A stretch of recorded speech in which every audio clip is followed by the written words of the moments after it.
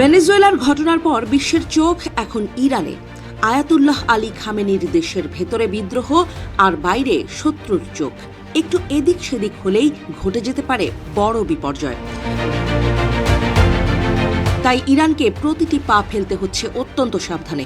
একটা চালের ভুলেই খামেনির মন্ত্রী, সৈন্যদল সবই খোয়া যেতে পারে।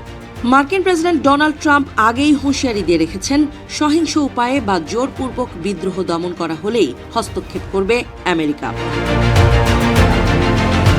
যদিও মুখে ইরান বলছে আমেরিকা কিংবা ইসরায়েলের সব রকম আগ্রাসনের জবাব দিতে তারা তৈরি, তবুও ইরানের কাঁধে চেপে আছে মহা চিন্তার ভূত।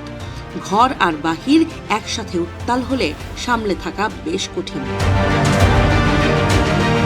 এর মাঝেই নতুন এক দাবি তুলেছে যুক্তরাজ্যের একজন শীর্ষস্থানীয় আইন প্রণেতা। তার মতে, রাশিয়া ও ইরানের মধ্যে সন্দেহজনক সামরিক ও অর্থনৈতিক লেনদেনের ইঙ্গিত পাওয়া যাচ্ছে। ব্রিটিশ পার্লামেন্টে দেয়া এক বক্তব্যে তিনি বলেন, রুশ কার্গো বিমান তেহরানে অবতরণ করছে। একই সঙ্গে ইরান থেকে বিপুল পরিমাণ সোনা দেশের বাইরে সরিয়ে নেওয়া হচ্ছে, যা ইরানের বর্তমান রাজনৈতিক অস্থিরতার প্রেক্ষাপটে গভীর উদ্বেগের জন্ম দিয়েছে।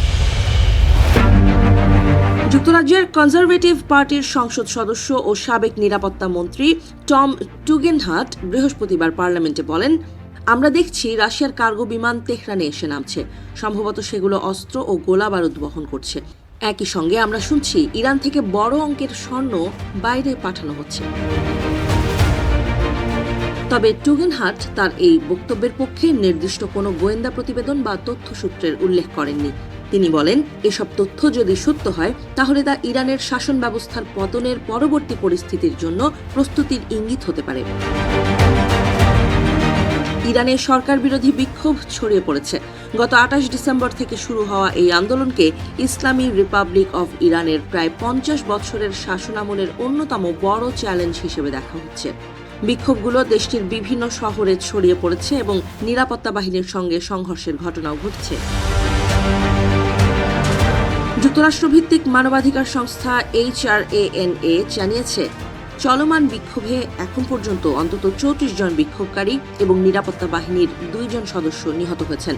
আহত ও গ্রেপ্তার হওয়া ব্যক্তির সংখ্যা আরও বেশি বলে দাবি করছে মানবাধিকার সংগঠনগুলো। পার্লামেন্টে বক্তব্যের সময় টুগেনহাট ব্রিটিশ সরকারের কাছে প্রশ্ন রাখেন, এই তথ্যগুলো কি সত্য এবং সেগুলো ইরানের শাসন ব্যবস্থার সম্ভাব্য পতনের পরবর্তী সময়ের প্রস্তুতির ইঙ্গিত দিচ্ছে কিনা। তিনি বলেন, এই ধরনের কার্যকলাপ যদি সত্যি হয় তাহলে তা শাসন পতনের পরের জীবনের প্রস্তুতি হিসেবে দেখা যেতে পারে। এর জবাবে যুক্তরাজ্যের মধ্যপ্রাচ্য ও উত্তর আফ্রিকা বিষয়ক মন্ত্রী হ্যামিশ ফ্যালকনার বলেন, তিনি এই বিষয়ে বিস্তারিত কোনো তথ্য দেওয়ার অবস্থানে নেই। যুক্তরাজ্য বিশ্বাস করে যে শান্তিপূর্ণ সমাবেশ ও প্রতিবাদের অধিকার ইরানি জনগণের মৌলিক প্রাপ্য। ইরানি কর্তৃপক্ষের উচিত সেই অধিকার সম্মান করা। এদিকে টম টুগেনহাটের আগেও ইরানের ক্ষমতাধর মহলের ভেতরে বিভাজন ও অনিশ্চয়তার ইঙ্গিত দিয়েছেন। সামাজিক যোগাযোগ মাধ্যম এক্সে দেয়া এক পোস্টে তিনি প্রশ্ন তোলেন, সরকার পতনের আশঙ্কায় কতজন শীর্ষস্থানীয় ইরানি কর্মকর্তা বিদেশি গোয়েন্দা সংস্থার সঙ্গে যোগাযোগ করে নিজেদের নিরাপত্তার বিনিময়ে তথ্য গোপন করেছে। তিনি আরও লেখেন, ইরানের নেতৃত্ব এখন সন্দেহ ও আতঙ্কে ভুগছে। অনেকেই নিরাপদ আশ্রয়ের খোঁজে আছে। তবে তার ভাষায়, অতিরিক্ত সন্দেহ কাউকে রক্ষা করবে না, কারণ শীর্ষ নেতৃত্বের অনেকেই একই কাজ করছে।